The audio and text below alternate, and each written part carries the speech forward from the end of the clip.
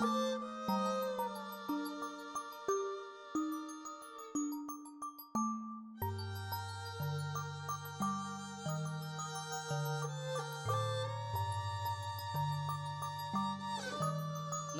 Entertain Bangla চ্যানেলের আরও একটি নতুন ভিডিওতে সকল বন্ধুদের জানাই স্বাগত। বড়দেরকে প্রণাম, ছোটদেরকে অনেক অনেক ভালোবাসা।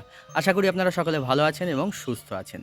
বন্ধুরা, চলে আসলাম আবার একটা নতুন আশ্রমের ভিডিও নিয়ে। আজকে যে আশ্রমে এসেছি, এই আশ্রমটা কিন্তু অনেকের কাছেই অজানা। আজ আমি চলে এসেছি শ্রী শ্রী রাধা গোবিন্দ সেবাশ্রমে। তো বন্ধুরা, এই শ্রী শ্রী রাধা গোবিন্দ সেবাশ্রম কোথায় অবস্থিত, আপনারা এসে কীভাবে পৌঁছাবেন, এই আশ্রম কটা থেকে কটা পর্যন্ত খোলা থাকে, এখানে প্রসাদের কী ব্যবস্থা আছে, থাকার কী ব্যবস্থা আছে, এই সকল কিছু তথ্য রয়েছে এই ভিডিওতে।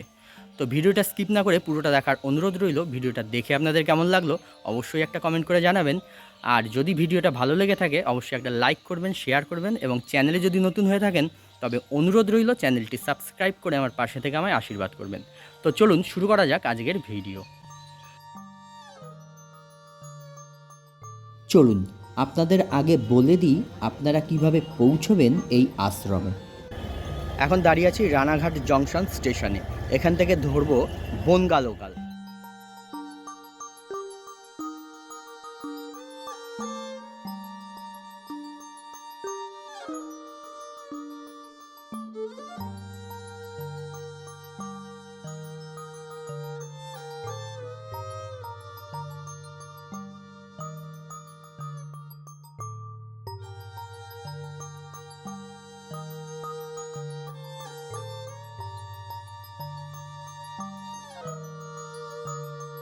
আজকের গন্তব্যস্থলে যাওয়ার জন্য আমি চলে এসেছি এখন গাংনাপুর স্টেশনে। আমি আসলাম রানাঘাট থেকে বনগা লোকাল ধরে।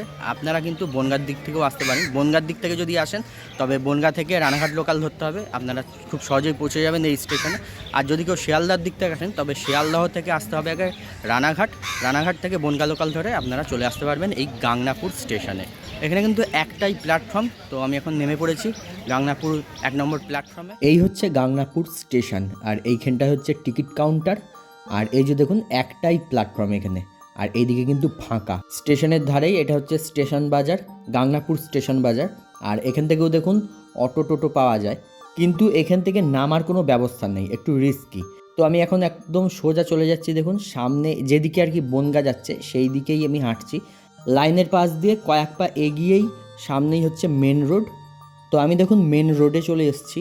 আর এই হচ্ছে একটা রেল গেট দেখতে পাবেন। এই রেল গেট পার করে এই যে ডান দিকের এই রাস্তাটা, এই রাস্তার দিকে একটু এগুলোই সামনেই দেখতে পাবেন আপনারা টোটো স্ট্যান্ড। এই যে দেখুন এইখানে টোটোগুলো দাঁড়িয়ে আছে। এইখান থেকে আপনাদের টোটোয় উঠে বলতে হবে উজিরপুকুরিয়া রাধা গোবিন্দ সেবাশ্রম যাব। টোটো দাদা যদি রাধা গোবিন্দ সেবাশ্রম না চেনেন তাহলে বলবেন উজিরপুকুরিয়া হাই স্কুল আছে, হাই স্কুলের পাশে যে রাধা গোবিন্দ সেবাশ্রম আছে সেখানে যাব। তো আমি চলে এসেছি দেখুন টোটোয় করে এখন এই মোড়টায়, আশ্রমের গলির একদম সামনে। এই গলিটা ঢুকে যাচ্ছে, এই গলি দিয়েই একটু এগোলেই হচ্ছে আজকের গন্তব্যস্থল রাধা গোবিন্দ সেবাশ্রম। টোটোয় করে আসতে সময় লাগলো 10 মিনিট, আর ভাড়া হচ্ছে জনপ্রতি 15 টাকা করে। শান্ত নিরিবিলি গ্রাম্য পরিবেশের মাঝখান থেকে চলে গেছে এই ঢালাই রাস্তা। এই ঢালাই রাস্তা ধরে 1 মিনিট এগোলেই শ্রী শ্রী রাধা গোবিন্দ সেবাশ্রম। এই যে আমি চলে এসেছি একদম আশ্রমের সামনে, আর রাস্তা থেকেই দেখুন মন্দিরটা দেখা যাচ্ছে। তো চলুন এবারে আশ্রমের ভেতরে প্রবেশ করা যাক। আশ্রমে প্রবেশ করার জন্য কোনো রকমের প্রবেশদ্বার বা তোরণ নেই। আশ্রম প্রাঙ্গণ দ্বার মুক্ত, রয়েছে শুধু সারি সারি গাছ। আশ্রম প্রাঙ্গণ বিভিন্ন রকমের পাতাবাহার এবং ফুলের গাছ দিয়ে সুন্দর করে সাজানো রয়েছে। আশ্রম প্রাঙ্গণে প্রবেশ করে সামনেই যে বিল্ডিংটা দেখছেন এটা হচ্ছে আশ্রমের সেবায়েতদের বাসভবন। ডান দিকে হচ্ছে আশ্রমের মূল মন্দির, আর বাঁ দিকে রয়েছে আশ্রমের গোশালা, আর রয়েছে চিকিৎসালয়। আশ্রম প্রাঙ্গণ খুবই পরিষ্কার পরিচ্ছন্ন, আর আশ্রমের পরিবেশ খুব শান্ত নিরিবিলি। এই হচ্ছে আশ্রমের মূল মন্দির। আশ্রমের মন্দিরের চূড়াটা অনেকটা গৌড়ীয় মঠের মতন। চূড়ার একদম ওপরে রয়েছে একটি চক্র, আর চূড়ার গায়ে করা রয়েছে বৈষ্ণব ধর্মে যে তিলক পরা হয় সেই তিলকের একটি চিহ্ন।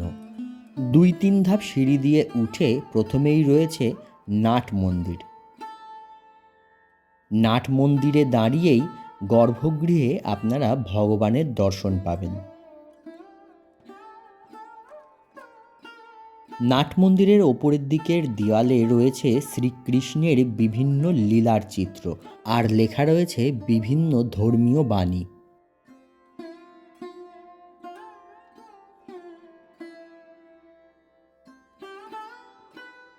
এদিকটা দেখুন রয়েছে গৌরনিতায়ের মূর্তি আর রয়েছে নৃসিংহদেবের মূর্তি। এই মূর্তিগুলি দেয়ালের মধ্যে সিমেন্ট দিয়ে তৈরি করা হয়েছে। নাট মন্দিরের এক পাশে দেখুন এখানে একটা সিংহাসন রাখা রয়েছে, আর সিংহাসনের উপরে যে ছবিটি দেখছেন ইনি হচ্ছেন এই আশ্রমের যিনি প্রতিষ্ঠাতা রাধারমণ গোস্বামী, ওনার পুত্র দয়ানন্দ গোস্বামী। নাট মন্দিরের পর সামনে ছোট্ট একটু দালান, তারপরেই হচ্ছে মন্দিরের মূল গর্ভগৃহ।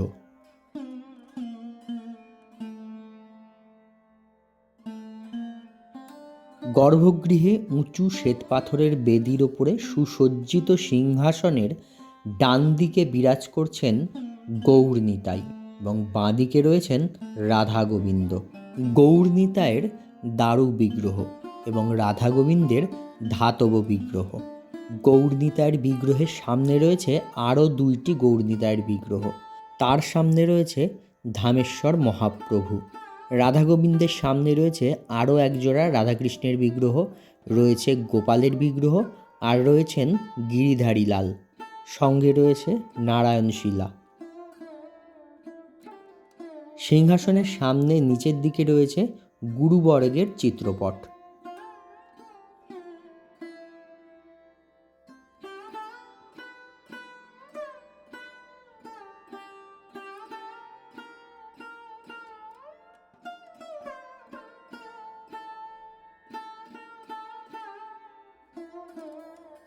সিংহাসনের বাঁ দিকে এই যে বিগ্রহটি দেখছেন ইনিই হচ্ছেন এই আশ্রমের প্রতিষ্ঠাতা শ্রীল রাধারমণ গোস্বামী।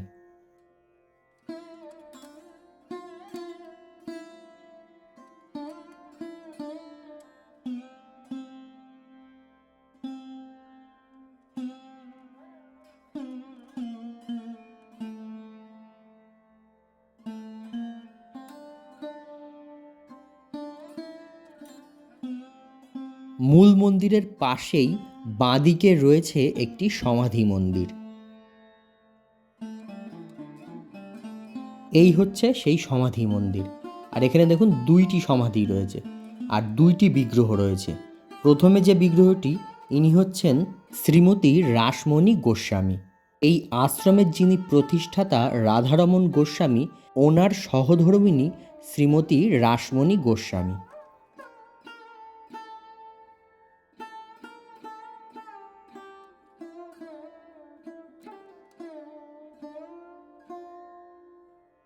আর এইখানে দেখুন আর একটি সমাধি রয়েছে, আর এই সমাধির ওপরেও একটি বিগ্রহ রয়েছে। ইনি হচ্ছেন শ্রীল দয়ানন্দ গোস্বামী।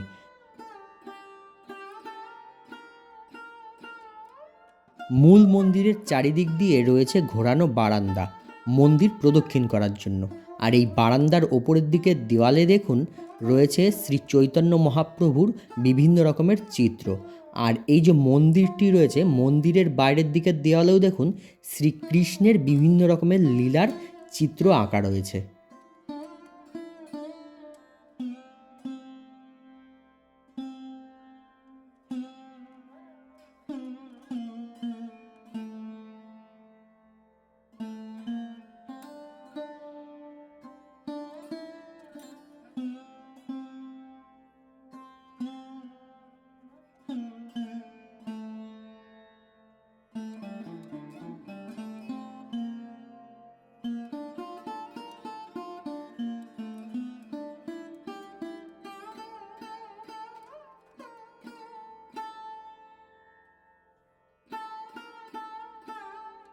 মূল মন্দিরের ডান দিকে দেখুন একটি দরজা রয়েছে, আর এই দিকে হচ্ছে আশ্রমের রন্ধনশালা।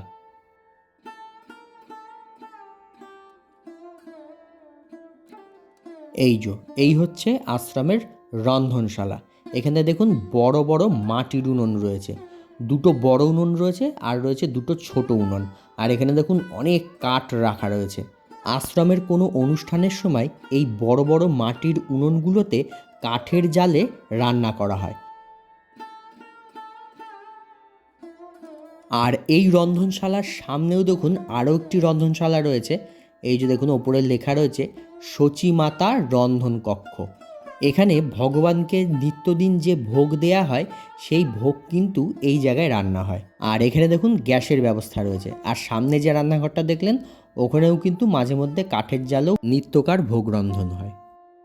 আচ্ছা বন্ধুরা, আমরা এই রাধা গোবিন্দ সেবাশ্রমের এক সেবায়িতকে পেয়ে গেছি। তো ওনার কাছ থেকে আমরা এই মন্দির সম্পর্কে কিছু তথ্য জেনে নেব। নমস্কার, নমস্কার। আপনার নামটা একটু বলুন। শ্রী গোবিন্দ দাস গোস্বামী। আচ্ছা, এখানে এই আশ্রমটা কিভাবে প্রতিষ্ঠা হলো সেটা একটু যদি বলেন। আশ্রম প্রতিষ্ঠা বেশ বহু কয়েক বছর আগেই, 1360 বঙ্গাব্দ, এখন 1433 পড়তে চলেছে। তো এত বছরই পূর্বে মদীয় পরমারাধ্য দাদুগুরু নিত্যলীলা প্রবিষ্ট ছিল রাধারমণ গোস্বামীজি, তার অনুকম্পাতেই এই শ্রীমন্দিরের প্রথম ভিত্তিভূমি স্থাপন হয়। তারপরে ধীরে ধীরে এটার পূর্ণাঙ্গ রূপ দেন আমারই পরমারাধ্য পিতৃদেব আচার্যপাঠ শ্রী ছিল নিত্যলীলা প্রবিষ্ট দয়ানন্দ গোস্বামীচরণ।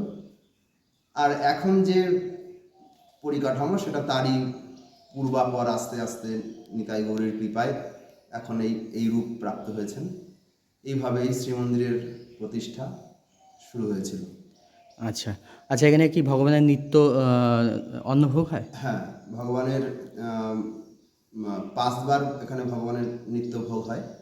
প্রতিদিনের জন্য 365 দিন এ সেবাই এখানে চলে। আচ্ছা, এখানে প্রসাদের কি ব্যবস্থা আছে কোনো নিত্যদিনের? প্রসাদের ব্যবস্থা প্রতিদিনই হয়, অন্নভোগ হয় এবং অন্যান্য সময় বিভিন্ন রকমের ভোগ হয়। কিন্তু যাত্রী সাধারণ বা দর্শনার্থীদের যে যে প্রসাদ পাওয়ানোর মতো প্রতিদিনের যে পরিকাঠামোটা আমাদের নেই। তবে আচ্ছা। ইচ্ছুক ব্যক্তিরা তারা যদি পূর্বে জানিয়ে আসেন বা স্বল্প মাত্রায় আমরা সামান্য কিছু পরিষেবা দিতে পারি, তারা প্রসাদ থেকে কেউ বঞ্চিত হবেন না। আচ্ছা। কিন্তু নিত্যনৈমিত্তিক যে অন্ন প্রসাদ জানিয়ে আসলে আমরা দিতে পারবো সে পরিকাঠামো আমাদের নেই, সেবক সংক্ষিপ্ত। আচ্ছা আচ্ছা, এখানে কি কি অনুষ্ঠান হয়? অনুষ্ঠান মূল উৎসব গৌর পূর্ণিমা অর্থাৎ দোল পূর্ণিমাতে এখানে বাৎসরিক মূল উৎসব হয়। আচ্ছা। এছাড়াও যে সমস্ত ব্রতাদি উৎসব জন্মাষ্টমী থেকে শুরু করে ঝুলন মহোৎসব, ভাগবত সপ্তাহ আদি বাৎসরিক সব ভাগবতী অনুষ্ঠানই সম্পন্ন হয়। আচ্ছা, সেই সময় কি এখানে বহু লোক সমাগম হয়? তো নিশ্চয়ই হ্যাঁ, ভক্তরা আসেন। উৎসব যেটা ভাগবতীয় দোল পূর্ণিমা, গৌর পূর্ণিমাতে এখানে বহু ভক্তের সমাগম। এছাড়াও কম বেশি উৎসব অনুসারে ভক্তদের কম বেশি সমাবেশ হয়। আচ্ছা, সেই সময় কি প্রসাদের ব্যবস্থা থাকে সকলের জন্য? সকলের জন্য প্রসাদের ব্যবস্থা থাকে এবং নিঃশুল্ক প্রসাদ, সকলে এখানে আসলে তখন উৎসবে প্রসাদ পেতেই পারেন। আচ্ছা, বিনামূল্যে সেটা? বিনামূল্যে। আচ্ছা, আপনাদের এখানে যদি কেউ আগের থেকে এসে জানাতে চান যে আমি প্রসাদ পেতে চাই, তার জন্য আপনাদের সঙ্গে কীভাবে যোগাযোগ করবে, একটা যদি নাম্বার বলেন। যদিও এটা একটু কঠিন কার্য, কারণ আমাদের সেবক কম থাকায় আচ্ছা। জানালেও আমরা সবসময় যে তাদের জন্য প্রসাদের ব্যবস্থা করতে পারবো এটা, তবে প্রসাদ তো তাদেরকে যদি সামান্য হাতেও কিছু দিই, এখান থেকে আমাদের মন্দির কর্তৃপক্ষ চাই না যে আমরা এই সেবার থেকে আমরা বঞ্চিত হব। তার জন্য নাম্বার 9732427120। আচ্ছা, এই নাম্বারে আগের থেকে আপনাদের জানিয়ে দিলে স্বল্প মাত্রায় কিছু, স্বল্প মাত্রায় তাদের কিছু না হোক প্রসাদ অল্প হলে হাতেও আমরা দিতে পারবো এবং সেই ইচ্ছা আমাদের রয়েছে আমরা যেন সেই সেবাটা করতে পারি। মানে বসে এখানে অন্নপ্রসাদ নেওয়ার মতো নিত্যদিন সেই রকম কোনো ব্যবস্থা নেই? সর্বদা আমাদের সেবকের ঘাটতির জন্য সম্ভব হয়ে ওঠে না। আচ্ছা আচ্ছা আচ্ছা, এখানে কি ভক্ত বা দর্শনার্থীদের জন্য থাকার ব্যবস্থা আছে কোনো? উৎসব ছাড়া অন্য সময়ে দর্শনার্থীরা আসলে মানে আমাদের সেই পরিকাঠামোটাও নেই যে আমরা থাকতে, তবে উৎসবের সময় কম বেশি কষ্ট করে হলেও ভক্তরা এখানে থাকতে পারবেন, প্রসাদ পেতে পারবেন, কোনো অসুবিধা নেই। আচ্ছা, মন্দির কটা থেকে কটা পর্যন্ত খোলা থাকে? ভোর 4:30টাতে বিগ্রহ প্রবোধন হন। আচ্ছা। আর রাত্র 8:30 9টায় মন্দির সম্পূর্ণ বন্ধ হন। আচ্ছা। আর বিভিন্ন দিনের দিবাভাগের বিভিন্ন সময় যে ভগবানের বিশ্রাম সময়ে মন্দির বন্ধ থাকে। আচ্ছা আচ্ছা, এখানে শুনলাম যে চিকিৎসা ব্যবস্থা আছে একটা, সেটা কি ব্যাপারটা একটু বলুন। চিকিৎসা ব্যবস্থাটা আমার বাবার স্বপ্ন। আচ্ছা। তো বাবার একটা বড় ইচ্ছা ছিলেন যে বাবা একটা দাতব্য চিকিৎসালয় করবেন। আচ্ছা। কিন্তু বিভিন্ন কারণে তিনি ব্যর্থ হয়েছেন। আচ্ছা। তো সেই স্বপ্ন পূরণ তার পক্ষে সম্ভব হয়নি। আচ্ছা। তো আমার এই ক্ষুদ্র সামান্য প্রয়াসে আমি আমার পিতা প্রভুর নামে একটা দাতব্য চিকিৎসা সেবা চালিত আছে 2000 সাল থেকে, মানে এই 7 বছর হলো। আচ্ছা। চিকিৎসাটা আমাদের 56 বছরের পুরান, বাবার আচ্ছা। হাত ধরেই। আচ্ছা। কিন্তু এই দাতব্য সেবাটা 2000 সাল থেকে দয়ানন্দ দাতব্য সেবা এই আচ্ছা। বলে বয়স্ক বৃদ্ধা বা চিকিৎসায় অপারক এমন যদি কেউ হন এই তাদের এলাকার জন্য আমি একটা প্রচার করেছিলাম। আচ্ছা। কিছু কিছু বৃদ্ধা বা দৈন্য মানুষ তারা এই সেবার সঙ্গে কিছুটা যুক্ত আছেন। আচ্ছা। তো তাদের জন্য আমি বিনামূল্যে একটু হোমিওপ্যাথি চিকিৎসা সেবা দেওয়ার জন্য ইচ্ছা করি। আচ্ছা। তারা যদি আসেন অবশ্যই সেবাটা আমরা করার সুযোগ পাবো। আচ্ছা, ঠিক আছে, ধন্যবাদ। তো বন্ধুরা, আমরা আশ্রমের সেবায়েতের কাছ থেকে সমস্ত তথ্য জেনে নিলাম। চলে আসলাম বাইরে। আশ্রমের প্রবেশদ্বার দিয়ে প্রবেশ করে প্রথমেই আপনাদের দেখিয়েছিলাম আশ্রম প্রাঙ্গণে রয়েছে বিশাল বড় এক গোশালা। এই সেই গোশালা, আর সামনে দেখুন লেখা রয়েছে ভগবতী গোশালা। তবে এই গোশালায় এখন গোমাতারা নেই। গোমাতারা আশ্রমের পাশে যে বাগান রয়েছে সেই বাগানে বিচরণ করছে। আর এইখানটা দেখুন রয়েছে খড় কাটার মেশিন। এখানে গোমাতাদের জন্য খাবার খড় সেটা কুচানো হয়।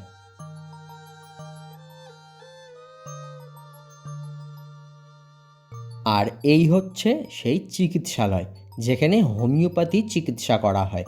দুস্থ অসহায় বৃদ্ধ বৃদ্ধাদের এখানে বিনামূল্যে চিকিৎসা করা হয়।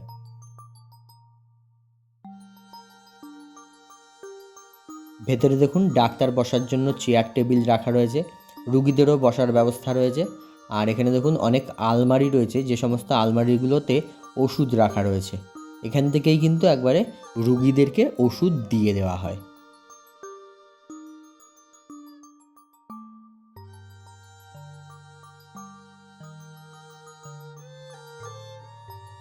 চলুন এবারে আশ্রমের যে বাগানটা রয়েছে, বিশাল বড় বাগান, সেটা একবার ঘুরে আসি। আর এই বাগানে যেতেই দেখুন এখানে দেখতে পেলাম এই ঘুঁটে। গ্রামের দিকে আসলে এখনো পর্যন্ত কিন্তু এইসব জিনিসগুলো দেখা যায়।